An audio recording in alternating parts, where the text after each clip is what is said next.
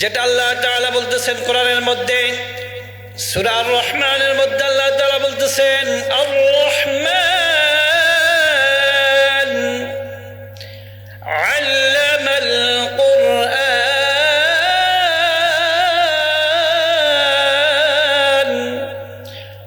খলাকাল ইনসানা আল্লামাহুল বায়ান।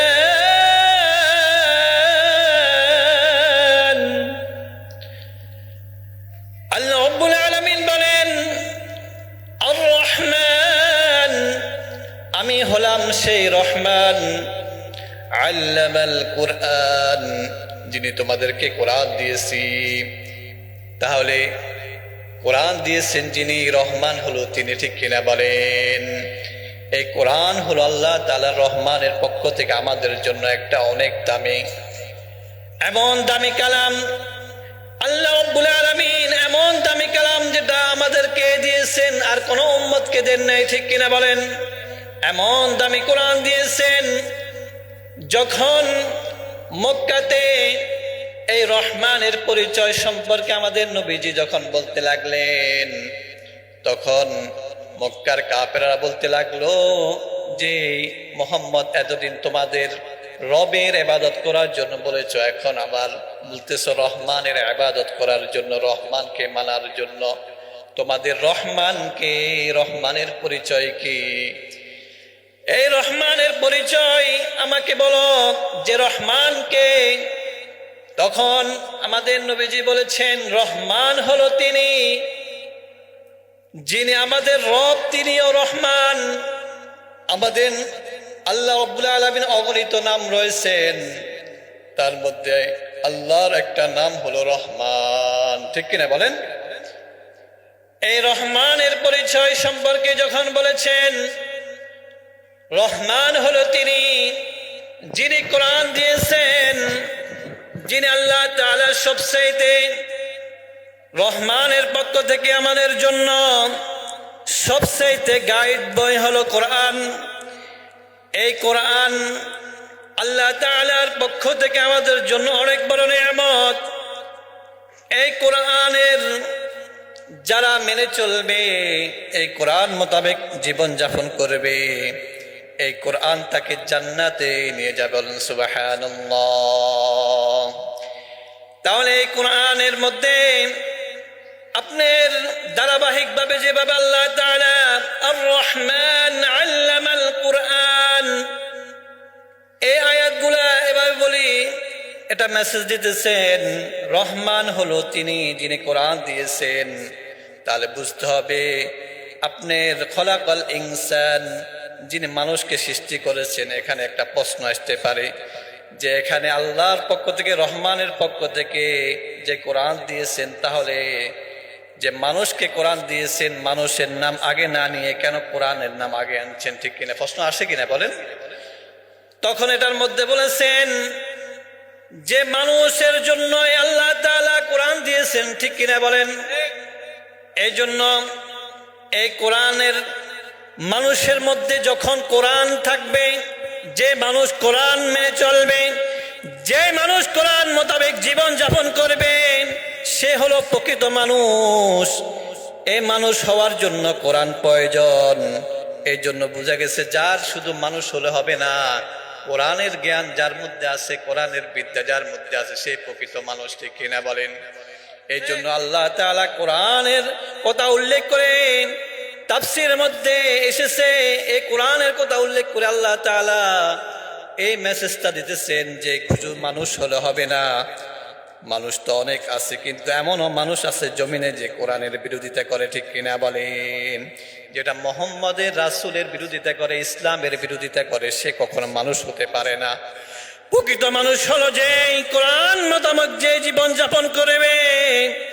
এই জন্য আল্লাহ রাব্বুল আলামিন কোরআনের মধ্যে সর্বপ্রথম যে শিক্ষার কথা বলেছেন, ইকরা বিসমি রাব্বিকাল্লাযী খালাক, তোমরা পড়ো ওই প্রভুর নামে যিনি তোমাদেরকে সৃষ্টি করেছেন। আমাদেরকে সৃষ্টি করেছেন কে? কথা বলেন। আমাদের মালিককে। একমাত্র তিনি আমাদের মালিক, যিনি আমাদেরকে তার নামের সাথে পড়ার জন্য বলেছেন। তাহলে বোঝা গেল যে ব্যক্তি প্রভুর নামে পড়বে, যে ব্যক্তি বিদ্যা অর্জন করবে, কোরআন শিখবে, সে ব্যক্তি হলো একমাত্র কি বলেন, সেই প্রকৃত মানুষ, যে কোরআন যার মধ্যে থাকবে, ঠিক কিনা? এই জন্য বয়োজ্যেষ্ঠ বুজুর্গ, কোরআনের শিক্ষায় শিক্ষিত হতে পারা, এই কোরআনের শিক্ষায় যারা শিক্ষিত হবে তারা হবে আলেম, তাদের মর্যাদা আল্লাহ তাআলার নিকটে অনেক বেশি, ঠিক কিনা বলেন? আল্লাহ রাসূল বলেছেন, ইন্নাল উলামা ওয়ারাসাতুল আম্বিয়া, নিশ্চয় উলামায়ে কেরামগণ নবীগণের ওয়ারিস। কিসের কারণে বলেন? কিসের কারণে? একমাত্র কোরআনের কারণে। একমাত্র নবীর পরে যারা কোরআনের দ্বারক বাহক, কোরআনের শিক্ষা অর্জন করেছে, তারা হলো আল্লাহ তাআলার নিকটে সবচেয়ে দামি, যেটা বিশ্ব নবীর হাদিস দ্বারা প্রমাণিত। খায়রুকুম মান তাআল্লামাল কুরআনা ওয়া আল্লামা। বিশ্ব নবী, প্রিয় নবী সাল্লাল্লাহু আলাইহি ওয়াসাল্লাম বলেন, পৃথিবীর মধ্যে সর্বোত্তম হলো তারা যারা কোরআন শিখেছে, কোরআন শিখাইছে, তারে কোরআন শিখে এবং শিখানো, যারা এই কাজে লিপ্ত, তারা আল্লাহ তাআলার নিকটে সবচেয়ে দামি, ঠিক কিনা বলেন? এই জন্য বয়োজ্যেষ্ঠ বুজুর্গ, আমাদের সকলকে সর্বপ্রথম যেই বিদ্যা অর্জন করতে হবে, একমাত্র কোরআনের বিদ্যা। মনে করেন আপনার এই মাদ্রাসার মধ্যে হিদায়াতুল উম্মাহ হিফজুল কোরআন মাদ্রাসার মধ্যে একজন গার্জিয়ান সন্তানকে নিয়ে আসলো, মেসালটা দিলে আপনারা সহজে বুঝবেন। নিয়ে আসার পরে বলতে লাগলেন, হুজুর, আমার এই সন্তানকে আপনি ভালো একজন মানুষ উপহার দিবেন। এই সন্তানকে, এই বাচ্চাকে কি করেন? ভালো একজন আদর্শ মানুষ উপহার দিবেন। তাহলে বোঝা গেল, মানে শুধু জন্ম নিলেই মানুষ হয় না, ঠিক কিনা বলেন? তাকে একজন ভালো মাদ্রাসায় পড়ালেখা করে বিদ্যা অর্জন করে, কোরআনের বিদ্যা যার মধ্যে থাকবে, সেই হলো প্রকৃত মানুষ, ঠিক কিনা বলেন? এই জন্য এই মাদ্রাসাগুলো দরকার আছে কিনা বলেন? এই মাদ্রাসাগুলো হলো জান্নাতের বাগান। পৃথিবীর মধ্যে এই মাদ্রাসা হলো আল্লাহ তাআলার নিকটে সবচাইতে অনেক দামি, যেখানের মধ্যে তালেবে ইলম, যে এই মাদ্রাসার তালেবে ইলম হবে, তাদের মর্যাদা আল্লাহ রব্বুল আলামিনের নিকটে অনেক বেশি। বিশ্ব নবী সাল্লাল্লাহু আলাইহি ওয়াসাল্লাম বলেন, মান সালাকা তরিকান ইয়ালতামিসু ফীহি ইলমান সাহালাল্লাহু লাহু বিহি তরিকান ইলাল জান্নাহ। যে ব্যক্তি ইলম শিখার জন্য কোন রাস্তা অবলম্বন করবে, কোন মাদ্রাসায় ভর্তি হবে, আল্লাহ রব্বুল আলামিন তার জন্য জান্নাতের রাস্তাকে সহজ করে দিবেন। বলেন সুবহানাল্লাহ। যে ব্যক্তি দ্বীনি ইলম শিক্ষা করার জন্য হিদায়াতুল উম্মাহ হিফজুল কোরআন মাদ্রাসায় নিজের সন্তানকে দিয়ে কি করবে বলেন? কোরআন শিখাইবে, তাহলে সে যেন জান্নাতের রাস্তা বেছে নিয়েছে। বলেন সুবহানাল্লাহ। তাহলে বোঝা গেল হাদিস দ্বারা, যেটা আল্লাহ রাসূলের হাদিস থেকে আমরা যেটা জানতে পারলাম, তাহলে কোরআন শিক্ষার যে কেন্দ্রগুলা, এটা হলো জান্নাতের বাগান, ঠিক কিনা বলেন?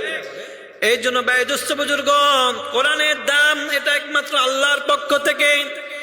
এই কোরআনের শান, মান, মর্যাদা যদি আমি ব্যাখ্যা করতে চাই, শেষ করা যাবে না। এই কোরআন মানুষকে জিরুকে হিরো বানায়। এই কোরআনের সাথে যাদের সম্পর্ক, তাকে আল্লাহর পর্যন্ত পৌঁছায় যে। বলেন সুবহানাল্লাহ। এই মাদ্রাসার সাথে, প্রতিষ্ঠানের সাথে যাদের সম্পর্ক হবে, তাদের মর্যাদা, যার সাথে যার মহব্বত, তার সাথে তার কিয়ামত, ঠিক কিনা বলেন? আমরা সহজ ভাষায় যেটা বাংলা ভাষায় বলি, যার সাথে যার মহব্বত, তার সাথে তার কিয়ামত। আপনার মহব্বত যদি কোরআনের সাথে হয়, আপনার মহব্বত যদি কোরআনের প্রতিষ্ঠানের সাথে হয়, কোরআনের আলেম, যে ইলম সাসিনের মধ্যে আছে, তার সাথে হয়, তাহলে আপনিও তার সাথে জান্নাতে যাবেন। বলেন সুবহানাল্লাহ। আচ্ছা, আমরা কারা কারা জান্নাতে যেতে চাই? হাত তুলান তো। যদি আমরা সবাই জান্নাতে যেতে চাই, তাহলে আমরা এক নম্বরে কোরআনকে মহব্বত করব, আল্লাহকে মহব্বত করব, তার রাসূলকে মহব্বত করব, এবং যার রাসূলের ওয়ারিস উলামায়ে কেরাম, তাদেরকে মহব্বত করব। আর যে প্রতিষ্ঠানে পড়ে ওই প্রতিষ্ঠানকে মহব্বত করব কেন? ঠিক কিনা বলেন? কেন মহব্বত করবো বলেন? একমাত্র আল্লাহর জন্য। আমাদের ভালোবাসা হবে কার জন্য? কথা বলেন। মান আহাব্বা লিল্লাহ ওয়া আবগাযা লিল্লাহ ওয়া আ'তা লিল্লাহ ওয়া মানা'a লিল্লাহ ফাকাদ ইসতাকমালাল ঈমান।